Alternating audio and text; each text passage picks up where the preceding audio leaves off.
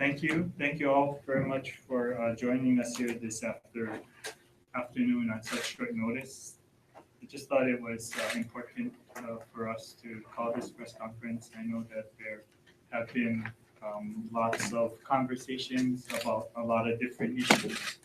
Let me just first start by stating, as we had in our press statement, that my first and foremost priority, as always, as it is President Obama and virtually every other governor across the country, is the safety and security of our people. And we do know that we work on that every single day as we carry about our duties. We are vigilant in our efforts to assure the safety and security of our people. And I have heard from many the concern about focusing our resources to really address the needs of our community. And let me be very clear about that. The Syria issue is not of my making. It's certainly not anything that I've spent any significant time on other than responding to media requests. So thank you all for keeping me busy. But we had a summit on the homeless this morning where we are working with our partners in the county and the private sector to apply the resources that we need, we believe is necessary to address the homelessness situation in our community. And we are making progress. So I did want to congratulate the private sector partners who participated. It's too bad we didn't have a better media turnout at that event, because I definitely believe that those issues are more important. But it is about working together as a community to meet the needs of our community. And it really is about getting everyone involved, city, state, county, private sector, to apply our resources to address the challenges that homelessness presents. So let's talk a little bit about Syrian refugees. A couple facts. The state of Hawaii is a state of the United States of America, and we do participate in a refugee relocation program that is run by the United Nations and the State Department. I don't have the authority to say yes or no. I mean, that decision is made at a different place. But I do know that our community does welcome newcomers to our islands.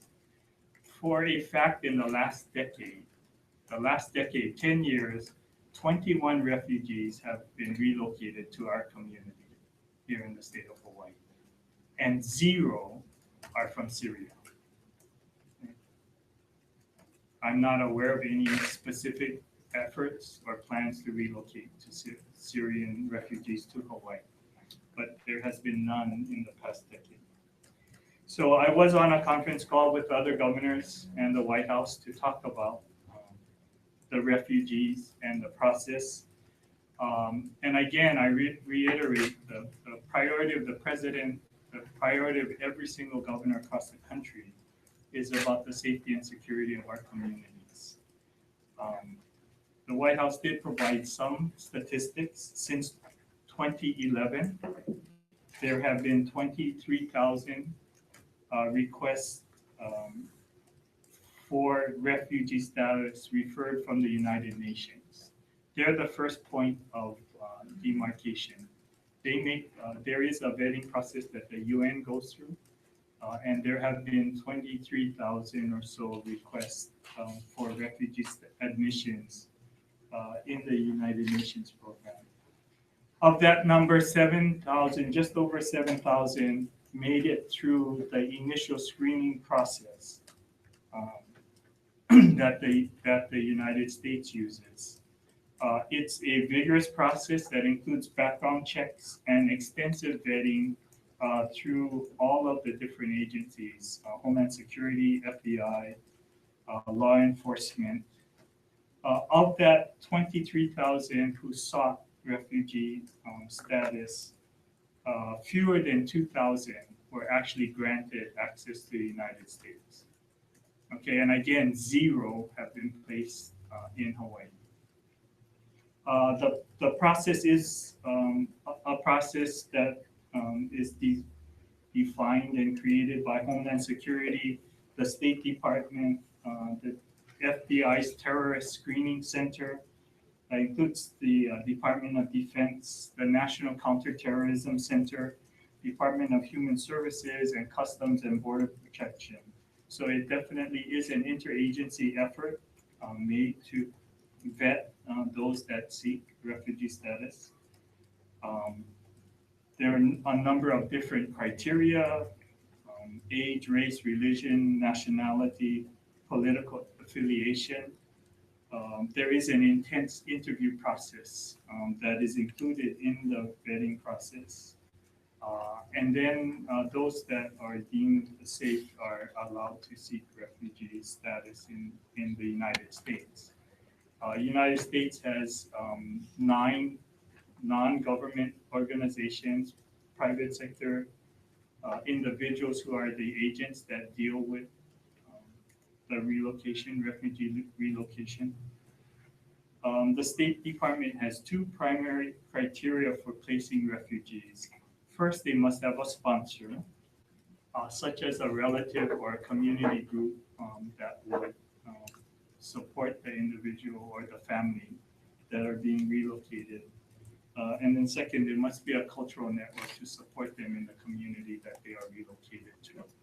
And as I said before, there has not been any Syrian refugees relocated to the state of Hawaii.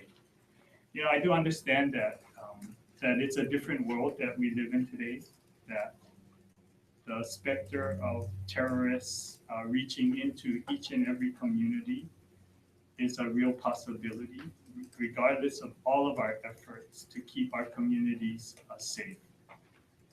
But let me assure you that we continue to work to offer those as appropriate the opportunity to flee from terrorism and war and oppression. Um, and these refugees really are mothers and fathers and children that have been through horrific ordeals in their countries and do seek to relocate to the United States. And the state of Hawaii is a participant, as all 49 states are participants. Um, and we will continue to be so.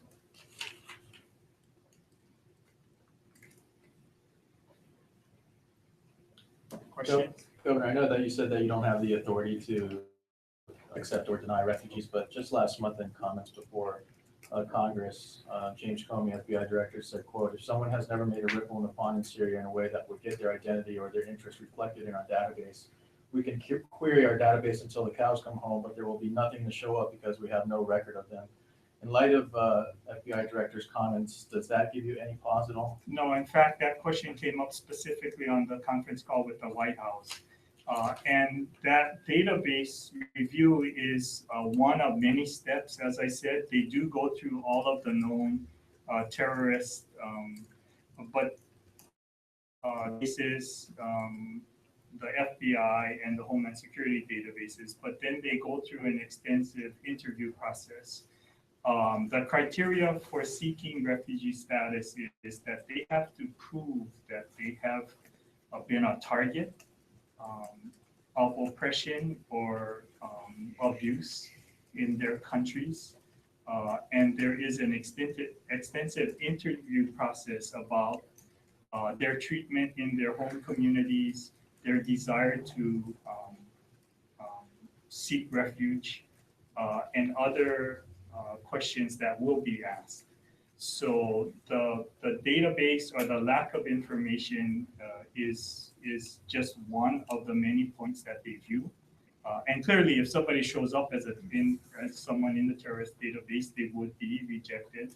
But there are other criteria. In fact, on the conference call, very few people that even have clean data checks make it through the process. How many calls and emails have you gotten from the public since you released this statement? I don't know. Too numerous to count, but we can do our best effort to give you what the numbers that we have. We do have a tally at the front desk. I don't really know what that number is. Did the White House, Governor, go state by state or say general areas where they would like to relocate some of these Syrian refugees? No, that information is, it's really, the relocation effort is really managed. The vetting process has all the state agencies involved with making that determination. Once someone is designated or granted refugee status, then it's handed over to non-government operations, and there are 9 nationwide, 6 are faith-based organizations that are given the task of seeking communities where they would have support, as I said, family members, if they have family members in the United States, or a cultural network that they would feel comfortable in, and that's the primary criteria used. Did you expect this type of reaction when you released the statement yesterday? No, quite frankly, I was busy with homelessness and the budget and priorities such as the state financial plan and strategic plan. But a governor's day is never boring. Governor, what do you think about the reaction that your comments yesterday received? Well, I suppose in hindsight, I should probably be more thoughtful about my statements, but I understand that there are concerns about the safety of our communities. I was horrified by the actions taken in France a week or so last week. And I think a lot about whether that can happen in Hawaii or anywhere else in the United States or anywhere else in the world for that matter. I do understand that. But I also understand what happens when a community, for whatever reason, is discriminated against irresponsibly or with no basis. I mean, Japanese Americans were interned after the war and their property was taken. So it really is about remembering that our community, that the overwhelming majority of our communities, of the world communities, are hardworking, peace-loving people, and that these terrorists are really on a war against humanity, and they do want to inflict and create terror in the minds of average citizens, and it's unfortunate, but that's the world that we live in. Can you talk about the degree of force you're willing to use to ensure that construction goes forward with Mauna Kea? This is a different subject. Yes. Does anybody have any other questions about? Actually, Mayor, I'm sorry, Governor, if Syrian refugees were to make their way into Hawaii, but for whatever reason, they were followers of Sharia law that denied women rights, asked women to dress in burqas, told women not to drive vehicles, what would be your view and folks like that with that belief system coming over to Hawaii? Well, I don't know how to respond. My guess is that there are people in Hawaii that share those beliefs today. I mean, I would think that they're a minority, but the Constitution of the United States of America assures that every citizen has the right to pursue life, liberty, and well-being, and I certainly am committed to supporting that notion. Governor, what if any Syrian refugees, if they did come in, what would the process of letting the public know about that? How transparent would that process be? We are getting more information from the White House. I think the one comment that was universal across all governors is that we need to have more transparency on the process. And so that definitely was something that there was unanimous agreement on. And so we did request for information about what the process is. We requested for information about what services would be made available from the federal government in terms of supporting the relocation of these refugees. And so as we get that information, we'll be making it available. And you say from yesterday, regarding your statement, if you could go back, would you do that any differently, judging from the response? I mean, I don't think that there would be anything different that I would say. I mean, clearly, my message was focused on the safety and security of our community. I thought that it was pretty clear about that. I suppose I could have provided more clarity about the fact that, we are part of the United States and that the refugee relocation is a program of the United States that our participants are, regardless of whether we agree to or knowingly or actively seek to. And there's been some people even within the Hawaii government that have spoken out, written letters. Have you spoken with any of them? Do you have any response to them? I have not spoken to any of them. Governor, some of the concern maybe is like, how can a small state like Hawaii absorb an influx of people, even when we have a housing shortage, on Oahu and other islands? Is there anything you'd like to say about how many people you think might come, or like? Well, like I said, in the last decade, 0 have come. So how many might show up in the next month or so? I would guess it would be 0, but whichever refugees from wherever in the world they are fleeing from oppression or abuse, that we would try to assimilate them. First and foremost, as I said, my focus is on working the homeless issue in our community. And as I said, we have several programs that we are working on. We will work with the federal government as we are required to on refugee relocation as requested. So anything else specific you could tell us about that assimilation process, job location, housing location? I can, like I said, that was a universal request from all governors that we would want to have more information to share with everyone in our community. Can you share with us what was the mood of the emails that you received about this issue? They run the whole gamut. Some supportive and thanking me for taking the position. Many of the things that you hear and see on social media, there is a concern that we should take care of our own before we help others. And we are. All of our resources and efforts are really focused on the challenges here in our community. We happen to be a member of the United States and are part of that refugee program. Governor, did the White House mention if there's any financial assistance to states that do take on Syrian refugees? There is financial assistance. The federal government provides 3 months of living assistance immediately, and the Federal Department of Human Services provides an additional 8 months of living expenses for the refugees. So they provide about 11 months worth of support. And then, they hope at that point, they are focused on, educational, job placement and other kinds of programs. Each refugee does have to have a sponsor, and the responsibility of the sponsor is to help them assimilate into the communities.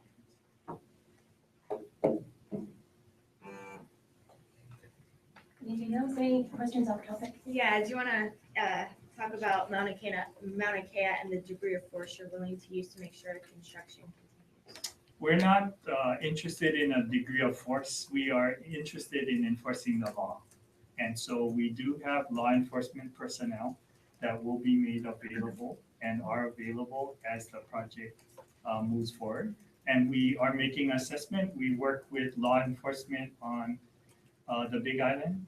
And we have the Attorney General is leading the task force that is coordinating state and county resources. So we believe that we are assembling a law enforcement team that